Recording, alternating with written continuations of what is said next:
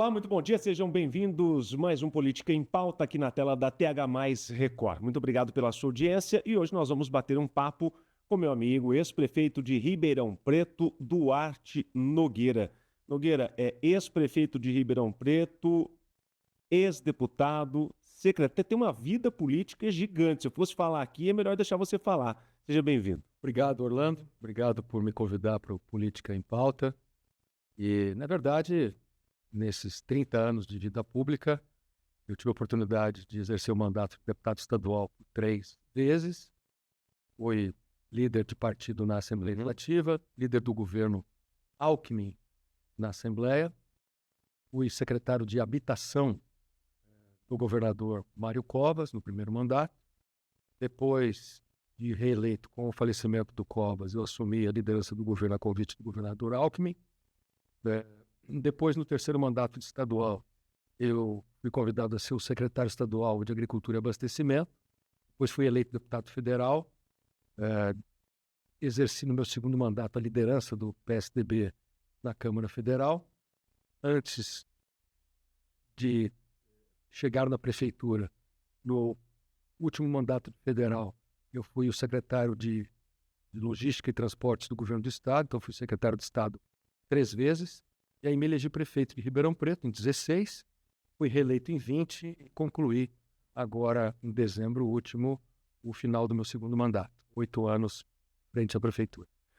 Nogueira, durante 30 anos da vida pública, você foi prefeito de uma das maiores cidades do estado de São Paulo, Ribeirão Preto, e em um momento que eu acredito que seja o momento mais difícil para o gestor público, que foi o momento da pandemia do Covid.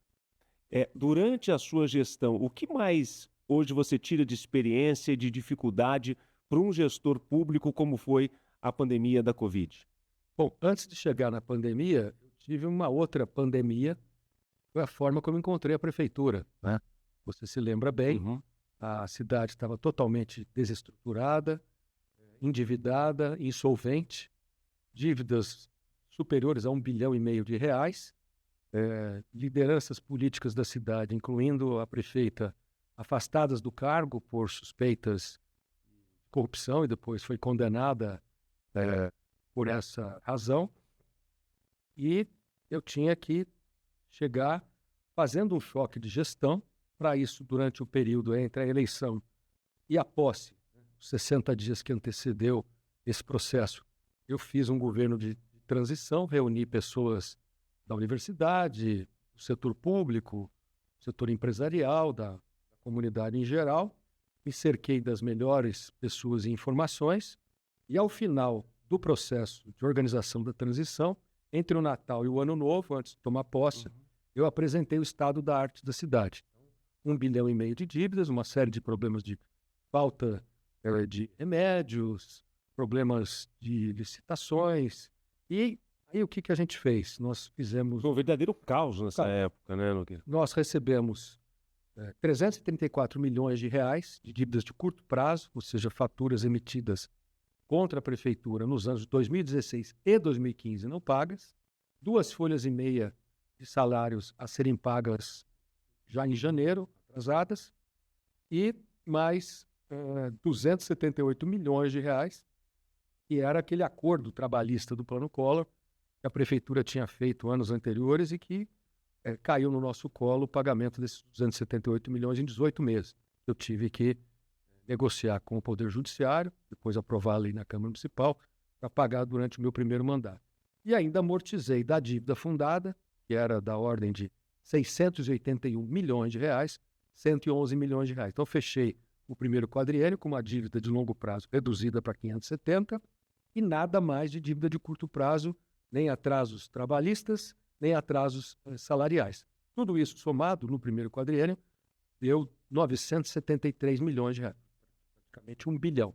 E aí fomos atrás também de novos investimentos. Nós conseguimos, por recuperar as finanças da cidade, saímos até o final do nosso mandato de CAPAG-C, de mal pagador perante a Secretaria do Tesouro Nacional, e levamos a cidade para CAPAG-A+, ou seja, nível de excelência em termos de saúde orçamentária e fiscal e transparência na apresentação dos resultados. De todas as 645 cidades do estado de São Paulo, hoje apenas 8 têm CAPAG a mais. E das maiores cidades, somente Ribeirão Preto. Então foi um trabalho de reconstrução, de reorganização, e tudo isso sem aumentar um único imposto. Nós não mexemos na planta genérica de valores, não aumentamos a alíquota de PTU, ISS, imposto de transmissão de bens intervivos, taxas, emolumentos, fizemos no campo do ajuste. Foi um reajuste dentro da... Em busca da eficiência. Da eficiência. Ou seja, fazer mais com que você se dispunha. E isso nos permitiu, ao final dos 8 anos, além de termos enfrentado aquele problema da pandemia que eu coloco, inclusive, nos 2 livros que eu editei, que eu vou deixar aqui com você.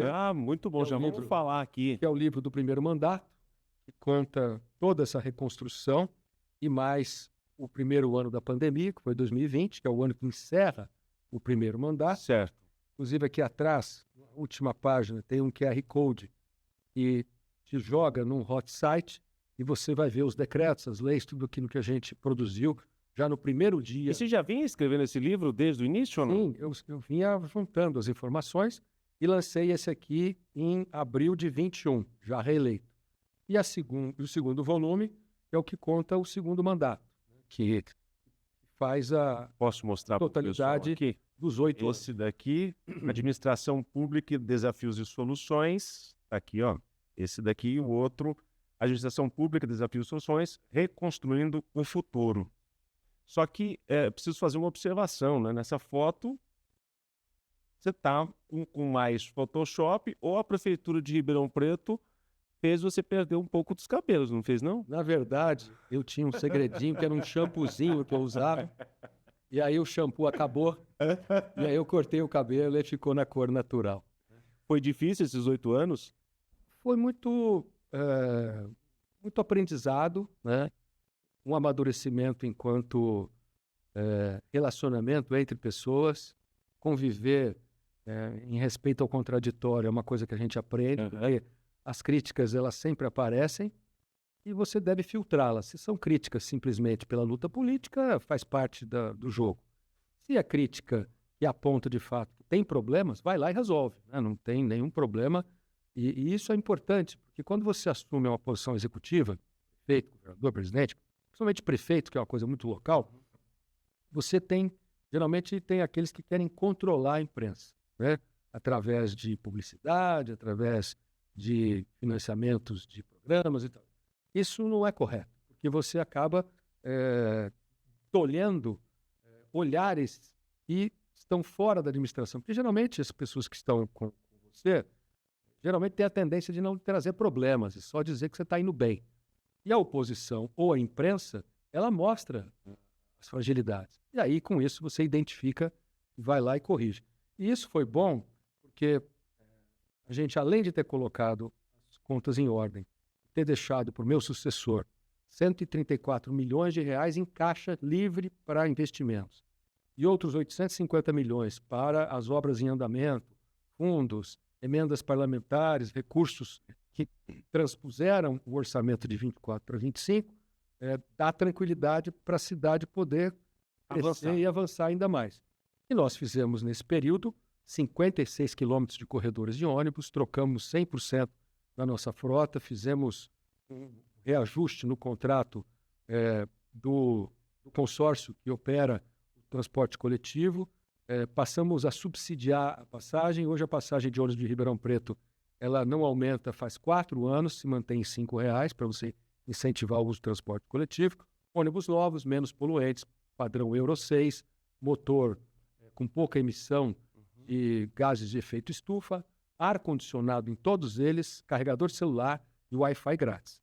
Além da mobilidade, nós entregamos 25 novas escolas, zeramos um problema que você sabia muito bem que nós herdamos, que é de todas as cidades hoje, difícil solução, que é a questão de vagas na creche. Nós zeramos uma dificuldade, a gente recebe muita reclamação. Nas creches. No ensino fundamental, nós passamos de 5 aulas por dia para 6 aulas por dia, para aumentar a carga horária dos alunos na escola. Implantamos o inglês de Cambridge, que não era Cambridge, era o padrão tradicional, que só tinha no segundo ciclo do fundamental também no primeiro ciclo do fundamental, 3 aulas no primeiro ciclo, 5 aulas no segundo ciclo, e levamos também o inglês de Cambridge para o ensino infantil na pré-alfabetização. Além das 25 escolas que integramos, nós tínhamos na nossa rede escolar 118 escolas no início do nosso mandato. Nós terminamos com 146, as 25 que entregamos e mais outras que nós conveniamos com o pessoal do terceiro setor para atender a educação infantil, ajudando a zerar a fila da creche. E das 118 que nós começamos, nós tínhamos só 3 com auto de vistoria do Corpo de Bombeiros. Nós terminamos o nosso mandato com todas as 146 escolas com auto de vistoria do Corpo de Bombeiros. Na área da saúde, além de ter colocado todo um processo de reformas das dezenas de unidades de saúde, nós implantamos 3 novas UPAs, a UPA Norte, a UPA Oeste e a UPA do Ribeirão Verde, que vai ser inaugurada agora nas próximas semanas. Fizemos o maior AME do governo do Estado, né? O AME é o Ambulatório Médico de Especialidades, com 59 diferentes especialidades médicas e não médicas, para atender não só Ribeirão Preto, mas toda a nossa DRS de 26 cidades. Na área de assistência social, nós elevamos de 3 CREAs, que é o Centro de Referência Especializada em Assistência Social, para 5 CREAs, né, que é a média e alta complexidade do SUAS, né, o Sistema Único de Assistência Social, e elevamos de 5 CRAS para 15 CRAS, Centros de Referência e Assistência Social, que é a porta de entrada, onde você faz toda a parte de cadastramento do Bolsa Família, do benefício de prestação continuada, o atendimento emergencial, gente vitimizada, criança, enfim, em situação de vulnerabilidade, para aumentar a cobertura para toda a cidade na questão do Sistema Único de Assistência Social. E mudamos a prefeitura de lugar, depois de mais de 100 anos que era no Palácio Rio Branco. Que é um prédio histórico, Isso, Ribeirão. O prédio está em restauração, assim como o Museu Histórico, o Museu do Café, o Museu o Teatro Municipal a gente reformou todo, reformamos o Teatro de Arena, fizemos uma grande reforma, inclusive substituindo todo o equipamento de ar-condicionado do Teatro Pedro II, que tem mais de 90 anos, e passamos de analógico para digital o sistema de som e de iluminação. Então procuramos cuidar de todas as questões da cidade, entregando resultados para toda a população e, obviamente, sempre com um critério de respeito ao contraditório. Fizemos uma administração muito voltada a valorizar as ações de natureza humana.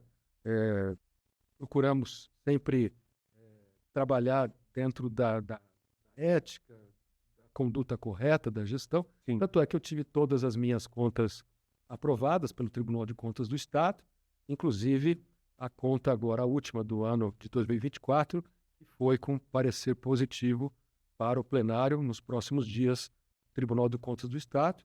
Não tivemos nenhum questionamento de corrupção, de desvio de verba durante a nossa gestão. Então foi muito gratificante, né, a gente ter escolhido uma boa equipe e essa equipe ter tido a capacidade de não resolver todos os problemas da cidade. Que é impossível também, né? Mas deixar uma cidade bem melhor do que aquela que a gente recebeu. Nogueira, 2026, um ano eleitoral, não é? Onde as pessoas ficam um pouco mais tensas, não é? A respeito da questão política. Como que você avalia o ano de 2026 agora com as eleições? O que você acha que qual norte o país, o Estado de São Paulo deve seguir? Bom, nós vivemos hoje, assim como alguns anos atrás, principalmente a partir de 2018, quando houve o início dessa radicalização ideológica entre a extrema-direita e a extrema-esquerda, um processo de recrudescimento, ou seja, de aumento das tensões na política, e isso acabou tirando uma oportunidade de você ter um diálogo mais racional, mais propositivo, com mais ideias para melhorar a saúde, a educação, o bem-estar das pessoas, e ficou uma luta de opiniões ideológicas, identitárias, muito dura. Eu acho que a partir agora de 25, nesse momento, a gente ainda vive esse esgarçamento. Mas eu acho que desde a eleição de 22, né, Uhum. agora a eleição última dos municípios, prefeitos, vereadores, vice-prefeitos, você vê uma caminhada do eleitorado para o centro. E ele viu que a radicalização não tem entregue os resultados do bem-estar da população. Que é o que o povo precisa na realidade, né? Obviamente que é, né? E, então, eu acho que a gente tem que caminhar para 2026 com pessoas que se comportem adequadamente, como líderes sociais, líderes políticos, mulheres e homens que tenham aquilo que eu chamo das 3 autoridades, né? Autoridade intelectual, que é saber o que está falando para poder dizer de maneira coerente aquilo que se propõe a entregar. Autoridade moral, né? Ou seja, você está imbuído das boas virtudes, né? Para que a sua conduta ética e moral é praticamente a mesma Sim. coisa, esteja nas ações e decisões que você venha tomar no seu dia a dia. Isso vale para qualquer posição, seja no executivo, no legislativo ou em qualquer ação pública. E a autoridade humana, né? A política vem da polis grega. Polis é cidade, né? E o povo grego, à medida com que as famílias perceberam que elas precisavam se unir para ter uma vida melhor dentro das metrópoles, das cidades-estado, elas se organizaram para distribuir tarefas e aptidões conforme a aptidão de cada um. E isso acho que a gente vem perdendo, né? Porque a autoridade humana, essa terceira autoridade depois da intelectual e da moral, hoje a gente vê a política vista para o lado humano como meio para ganhar a eleição, e não como fim para transformar para melhor a vida das pessoas. Então, eu acho que isso demanda, claro, uma boa capacidade de todos de saberem o que é verdade, o que é correto, o que é mentira, o que é demagogia, né? E a gente tem hoje um país de ponta cabeça, não no sentido figurado, metafórico, vou dizer no sentido de prioridades, né?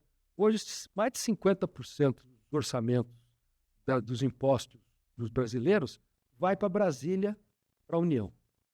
26% para os 27 estados, incluindo o Distrito Federal. E apenas 16% para 5.570 cidades, onde de fato moram as pessoas, onde você tem que ter a ambulância, o posto de saúde, a escola, a creche, a merenda, a segurança, o saneamento básico, a destinação final dos resíduos, o lixo, o emprego, o bom uso dos recursos naturais, que é o que hoje chama-se de sustentabilidade, a mobilidade urbana, principalmente nos grandes centros, para as pessoas poderem chegar mais rápido no trabalho, voltar também com menos tempo no trânsito ou no ônibus para a sua casa, para cuidar da sua família, e não ser penalizado com mais carga de impostos, né? Porque o governo não produz dinheiro, ele tira dinheiro das pessoas para fazer as ações de interesse coletivo. Então, nós tínhamos que inverter esse Brasil de ponta cabeça e colocar mais recursos nas cidades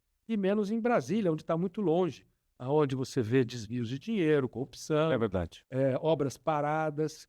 E é isso que a gente aprende no dia a dia quando você está frente ao governo da sua cidade e vê a angústia que a gente sente quando você não consegue dar respostas mais rápidas a problemas que poderiam ser resolvidos, mas você não tem os meios para isso, porque você tem que priorizar o que dá para ser feito com mais emergência. Primeiro, fazer com bom planejamento, divulgar isso de uma maneira sensata para as pessoas entenderem que o que você está fazendo vai melhorar a vida deles, perseverar e não descansar enquanto aquilo não sair do papel, e uma vez modificado esse status das coisas, criar normatizações, regras legais, mexe na lei orgânica, para não retroceder para quem vier depois de desmanchar aquele pacto que foi conquistado por parte da população. Eu acho que a gente tem, como é que nós vamos melhorar isso? Uma forte agenda na educação, né? A educação básica brasileira ela é muito cruel. E a educação básica não pega nem o ensino técnico, nem a universidade, nem a faculdade. A educação básica é você ter creche, ensino infantil, fundamental 1 e 2 até o 9º ano, e um bom ensino médio até o 3º ano. De cada 10 brasileiros que entram hoje na educação básica, só 6 chegam na ponta, 4 ficam na evasão e se perdem sem concluir a sua educação básica. Dos 6 que completam, apenas um deles tem proficiência adequada que deveria saber ao terminar a sua educação básica, o último ano do ensino médio. E uma outra coisa que não tem a ver com a educação, mas tem a ver com a questão da estrutura familiar brasileira, é que metade dos jovens do Brasil, metade dos meninos e das meninas que hoje estão crescendo e que amanhã vão se tornar cidadãos adultos, crescem sem a figura do pai. 50% estão crescendo sem a presença paterna. É verdade. Próxima. A gente tem observado isso aqui bastante. Isso causa um problema muito grande. Então, nós temos que rever esse modelo, identificar onde é que isso está sendo, de maneira inadequada, existindo e procurar dar condições melhores para um desenvolvimento social mais adequado. E eu acho que se você tem muitas prioridades, você não tem nenhuma. Então, acho que a prioridade brasileira tem que ser educação básica para que as pessoas terminem o ensino básico, o terceiro ano do médio, caminhar para o ensino técnico, profissionalizante ou mesmo uma faculdade, mas com um nível de qualidade educacional melhor, para ele não ser uma pessoa improdutiva, de baixa produtividade. Nogueira, a gente tem escutado muito aqui no programa, domingo de manhã, e alguns programas a gente sai para as ruas e nós já fomos escutar a população aqui da região metropolitana de Campinas. E o que nós escutamos muito nas ruas, e eu pergunto para você nessa experiência de 30 anos de vida pública, não, eu não quero votar, não vou votar na direita, não vou votar na esquerda, eu estou cansado de político, eu estou cansado de ouvir sobre política, eu não quero mais saber. Essa é a ideia que nós estamos vivenciando no dia a dia e nas ruas quando a gente sai para conversar com as pessoas aqui. Com a sua experiência pública, se esta pessoa estiver acompanhando a gente, ou estas pessoas, né, que têm esse pensamento, o que você levaria de reflexão desses 30 anos para 2026, para as eleições de 2026? Bom, a primeira coisa, quem são os nossos postulantes a cargos eletivos? Quem são essas mulheres, esses homens que estão pedindo o nosso voto? E qual é o conceito moral, quais são as virtudes que as pessoas carregam, quais são os princípios que eles professam? E do outro lado, eu, como eleitor, eu estou agindo corretamente para escolher essas pessoas? Nem sempre. Porque há muita desinformação, muita fake news e muita demagogia. Vou te citar um exemplo que a gente vai entender facilmente. Tem, na filosofia antiga, Platão foi um grande filósofo, e num dos livros dele, aliás, o último livro que ele escreveu, chama As Leis. E lá ele coloca uma espécie de simbologia no seguinte sentido: você tem uma pessoa que foi escolhida para governar um leão. Aí essa pessoa vai observar o leão dentro do sentido desse leão ganhar uma vida melhor. Então, para ele dar a esse leão uma vida melhor, principalmente ele dá a liberdade para o leão. Aí ele percebe que o leão come num lugar, o leão gosta de dormir em outro lugar e o leão tem uma comida preferida. O que ele faz? Ao invés de ele transformar a vida desse leão, buscando para ele a liberdade, ele dá para o leão o melhor lugar para ele dormir onde ele gosta de dormir, a melhor comida onde ele gosta de comer e aquela comida diferenciada que ele gosta de comer. Ou seja, ele está simplesmente, por conveniência, criando uma situação para dominar o leão. O outro exemplo que eu posso citar para você, você tem uma cidade pequena. Uma cidade pequena que tem 6 médicos pediatras que tratam das crianças. Aí solta um concurso lá pela cidade e o melhor pediatra vai ser eleito pelas crianças que por eles são cuidadas. E o pediatra mais bem votado vai ganhar um carro 0 km. Aí cada pediatra vai agir nesse período de escolha. Um deles pega lá, vê uma criança que se queixa de dor de ouvido. Aí ele faz uma análise, o diagnóstico, e vê que aquela criança está com uma possibilidade de uma profunda infecção no seu ouvido. E que um tratamento via comprimido, via oral, demoraria muito, aquela criança poderia até ter uma ocorrência mais grave e vir a morrer. No entanto, ele quer o carro. Então, em vez dele dar o remédio de injeção, que é coisa que a criança não gostaria e que ia atravessar a rua se o visse, ele dá um xaropinho bem gostosinho, sabor morango, para a criança gostar e a criança vai embora. Ela corre, verdade. Ela corre o risco de morrer, mas ele certamente pega o voto daquela criança ou acha que pegaria. Então, eu acho que tem duas responsabilidades. A responsabilidade de quem pede o voto e a responsabilidade de quem dá o voto. A sociedade mais bem educada, mais bem informada, como dizia o velho Mário Covas, o povo nunca erra, o povo sempre acerta, desde que ele tenha todas as informações. Então, nós temos que filtrar esses demagogos, esses populistas, esses que só pensam na sua finalidade, que é vencer a eleição e usar o mandato por um benefício que não seja um benefício de prestação de serviços de utilidade social para melhorar a vida das pessoas e só para oferir interesses pessoais. Isso não acontece da noite para o dia. A gente tem que formar novos líderes. E esses líderes, eles não nascem prontos. Eles precisam ser preparados. Então, eu acho que aí é incentivar ao máximo as pessoas a não se afastarem da política, pelo contrário, ficarem muito atentas para não serem enganados por esses enganadores, esses demagogos, e procurar agir com coerência. Ou seja, eu sou um homem público, eu disputei eleição, já tive mandato, pretendo disputar novos mandatos pela frente. Eu tenho que ser coerente com aquilo que eu falo, com aquilo que eu faço, né? E eu acho que é só dessa maneira que você vai recuperar a credibilidade. Então, E a confiança, a sua pergunta, as pessoas estão totalmente desacreditadas, em grande maioria, nos políticos, generalizam a todos como se todos fossem iguais, e não são todos iguais. Você tem pessoas, de fato, imbuídas em realizarem bons serviços de natureza pública, e o processo da democracia pressupõe a eleição. Então, eles vão passar por um crivo eleitoral e, independente de você votar, anular ou até deixar de votar, a eleição vai passar e pessoas serão escolhidas, boas ou ruins. Então, acho que aí cabe as pessoas procurarem a se interessar um pouco mais em quem nós vamos escolher, para quem nós vamos dar o nosso voto. Nogueira, obrigado pela sua presença aqui, pela sua conversa nesse domingo de manhã no Política em Pauta. Quem quiser ter mais informações, até mesmo sobre os livros, né, ou seus conhecimentos políticos, tem o seu arroba, Duarte Nogueira. Duarte __ Nogueira. Os livros estão na Amazon. Amazon. Então, se você colocar lá Duarte Nogueira, vai aparecer esse e o outro livro que eu fiz também, que é da biografia do meu pai. Muito bem. Está aqui os livros. Obrigado mais uma vez pela sua presença. Obrigado a você, Orlando. Prazer te rever. A você que acompanha a gente aqui na TH+, continue na programação. A gente volta a se encontrar no próximo domingo. Tchau, pessoal.